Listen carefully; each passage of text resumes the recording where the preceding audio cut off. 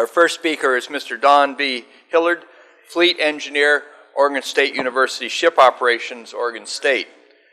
The presentation title is One Ocean at a Time, Green Initiatives in the Regional Class Research Vessels.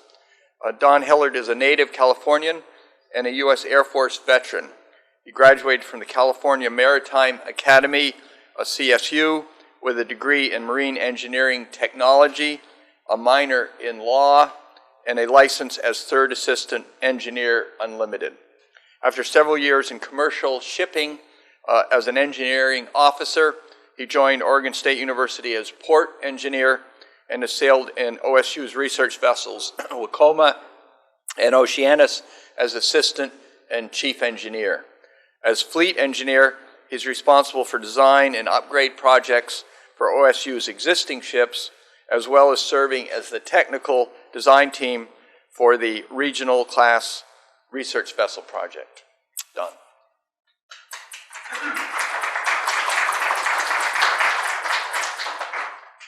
Thank you, Dean Corliss. Thank all of you for your interest. So, what you're about to hear is going to sound probably fairly familiar because you've heard a lot of these items over the last day's worth of workshop. But something that I want to emphasize is that in looking at green initiatives for the Regional Class Research Vessel, it was our responsibility to evaluate each one of them and look at not only the effects on the environment, but also very much knowing that there is an upfront cost for many of these technologies.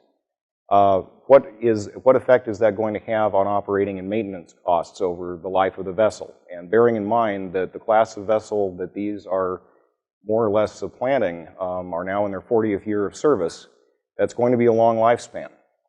They need to be sustainable for us, but they need to reflect lower operating and maintenance costs. So each one has been evaluated under that criteria. And if it's close, certainly, if it's the right thing to do, we're going to do it. Essentially, there is enlightened self-interest, but there is also being stewards of the environment. We are the American research fleet. And we see it as our responsibility to incorporate as much as we reasonably can. And given the design and the intended purpose of these vessels, we're going to be doing it one ocean at a time. Areas of the initiative, hull form, propulsors, the power plant, auxiliaries, coatings and lubricants, and something we haven't talked much about yet, certification. We'll start with a hull form. Those of you familiar with the Regional Class Research Vessel Project know that this project began somewhere in the early 2000s. When the award was made to OSU in 2013, one of our first charges was to review the specifications and drawings that had been generated at that time and bring them, essentially modernize them as much as possible. So the hull form that you'll see here, it looks quite a bit different from what was originally intended, but some of the results that have come out of that, just in the fact that it's been over a decade since the original design was made, have had some real effects. We've been able to do extensive computer flow modeling on proposed hull forms, and when I say extensive, I mean 30,000 model runs or more. And the result of that process is we've gained an overall 10% projected efficiency increase from that initial early 2000s design. You notice we have a modified bulbous bow. Again, that was not original. That was actually something of a directive to investigate. We did, and it works. To the point that aside from that previous 10%, we are expecting up to a 6% increase in fuel efficiency at full away. Tapered stern was another item that came out of that computer modeling. We don't have a real efficiency increase to speak to that, but one thing that did reduce that was mentioned yesterday is bubble sweep down. These being research ships, we want them to be as quiet as possible, and bubbles are a major concern. On the same note, for the propulsors, we've streamlined the head boxes. Again, it removes a lot of bubbles, it removes a lot of noise, and probably adds a little bit more to the hull efficiency as well. Pulsers, all told, there are going to be 4 between the Z drives and the bow thrusters. And these will all be tied together into a DPS-1 system, meaning we can lose any one of them and still operate at full capacity. And our system that we're looking at is going to have what's called loiter mode, which is a trade-off between, if you say you're at more or less your operating area, you're not ready to start operating, but you want to stay in the area. You don't want to put it into that full dynamic positioning to keep you right on the spot where you're going to be putting your equipment down. But you want to keep those coordinates. This will allow you to tell the system, I want to stay here within approximately a quarter mile. And it uses much less propulsion, and unless you're in a position where you can really anchor overnight, it's the most efficient way of staying in place. So main propulsion, we have twin 360-degree azimuthing primary drives. They're push-pull design. You can see that they actually have 2 screws on the pod, both of which are rotating simultaneously. The effect of this is it gives you an actual greater surface area having the 2 screws as opposed to the surface area of 1 screw that would give you the same amount of thrust. And the other advantage of this is will run at a lower RPM than a single screw propulsor. Again, that lowers your underwater radiated noise. The blades are wake adapted. We've not used these on research vessels much in the US. There was a real concern as to what effect the wash from the forward propeller would have on the aft. And oddly enough, we just went through some model testing with a physical model in Poland about 3 weeks ago. And the result was 0 cavitation at 11 knots, which is the projected cruising speed for the vessel. As I mentioned, we have 2 bow thrusters. The first is going to be retractable 360-degree azimuthing. This has better efficiency for field maneuvering, and therefore it's going to be the primary bow thruster for science operations. In addition to that, we have a flush mount 360 azimuth bow thruster. Where this comes in real handy is you have very minimal clearance for shallow water and docking maneuvers. The projected draft of the vessel amidships at this point is 12 feet. This makes docking much easier.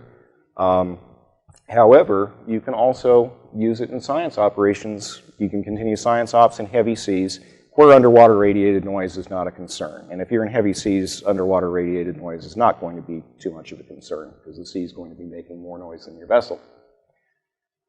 The power plant, we are incorporating variable speed, variable frequency drives and generators. And an integrated DC bus in that we will be generating AC from the gensets that is rectified to DC, and all DC drives are taken off of the bus at that point. It's a much reduced conversion loss from point of use conversion, i.e. converting to DC at each drive, as has been common in the past. You also have reduced generation loss due to using the variable speed generators. I've got a graph coming up here that will show you that a little bit more extensively. We are putting in real-time fuel monitoring, as fuel efficiency is a real concern. This will give us both engine-specific efficiency and overall vessel efficiency by calculation. And this is not going to be simply on board, but this will be transmitted ashore on a regular basis and monitored so that both we can track it and also see if there's something particular going on with one engine. Here's the graph I mentioned. This is what you get with variable speed generation. As you see, at 100% load, generators are really happy. But as the load drops, your conventional generator is using quite a bit more fuel, this is fuel consumption, than the variable speed, which actually drops as your load decreases for a while, and only when you get down to the lowest load do you essentially go back to what you have at 100% load. Oops. Quite a bit going into the auxiliary systems. We are putting in waste heat recovery. This is going to be the heating source for distillation, evaporators, potable water heating, HVAC heating. We are adding variable speed fan and pump motors wherever possible. We are adding LED lighting throughout. That's going to be dimmable where possible, both for energy savings and also because there are areas where you want it to be dimmable. We've had requests in the past to be able to dim down part of the working lab space for certain work, and it's nice to be able to dim lights in your accommodation spaces as well. Oil and water separation. This is one that it doesn't really buy us anything in efficiency, but it's the right thing to do, and it doesn't cost us any more. The current national and international standard for a vessel our size for oil-water separation is 15 parts per million discharge. We will have 5 parts per million, which is the best available at this time. Our marine sanitation device will be biological, and it will be non-chlorinating. Everything gets digested, very little sludge is retained on board, and everything that goes over the side is treated with UV rather than adding chlorine. So we're not adding more chemical to the waters. She will be equipped with shore power, and the shore power circuit at this point is sized for all anticipated shore loads. Vessels in the past have had issues with being able to run big cranes, things like that, ashore when on shore power, and at this point we're confident that what we have will be sufficient for all loading and unloading that the ship will be able to do. Coatings and lubricants. We are going with an advanced fluoropolymer foul release for the underwater hull, maybe similar to what you just heard about not too long ago. These are non-biocidal, they're non-ablative, you're not putting little bits of paint in the water over the course of the ship life. And the low friction, again calculated, can add 1 to 3% efficiency to the hull. And some of the older systems, they worked really well if you were going real fast. We found out with one of them that they don't work well if you're going slowly. What we're looking at, the growth will slough at less than 4 knots.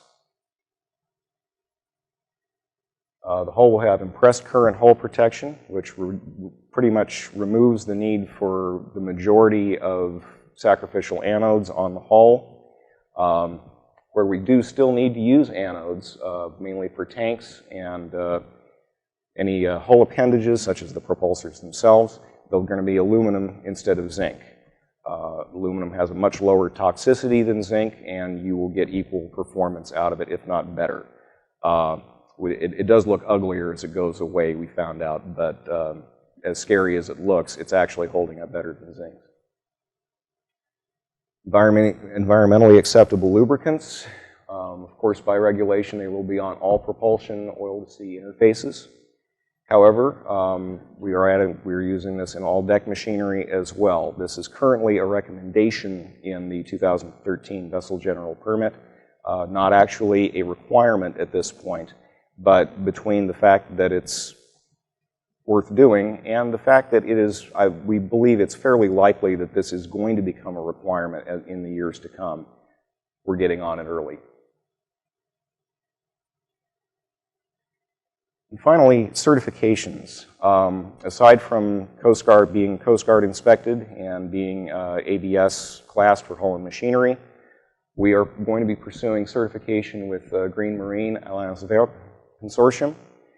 This is a nonprofit organization that was originally founded in Canada primarily for the Great Lakes, but has expanded greatly in the approximately 8 years that they've been around. This is a public certification. You join voluntarily. There is a set of standards and criteria for your type of vessel. Excuse me. And in all these, you are rated on a 1 to 5 scale. And 1 is you meet all the regulatory requirements. The idea here is what are you doing above and beyond that? And that's internally audited, very similar to what you would do with, say, a safety management system. And then before you get your first certification formally, you have an external audit to see if you're actually doing what you say.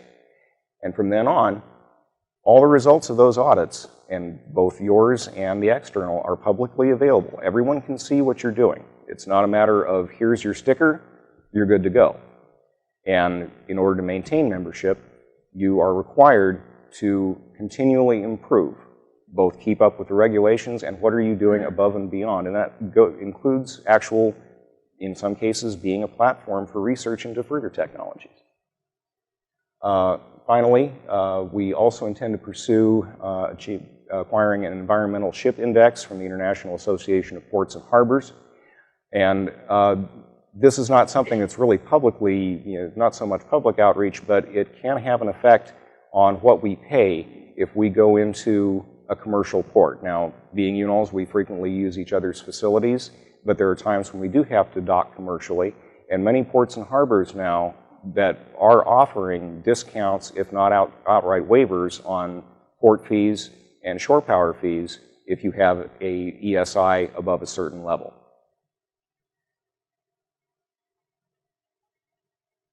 And that's a quick rundown. There's actually a few more things, but I only had 15 minutes. If you'd like to know more, our website is at the top of the page there, or it may be simpler to just plug in OSU RCRV into your favorite web browser, and that'll probably be the first hit that you get. I will mention everything that I've just talked about is subject to federal fiscal year 2017 funding from the U.S. government and beyond. And any pictures that you saw are not necessarily what may wind up in the final vessel as far as equipment goes. Thank you very much.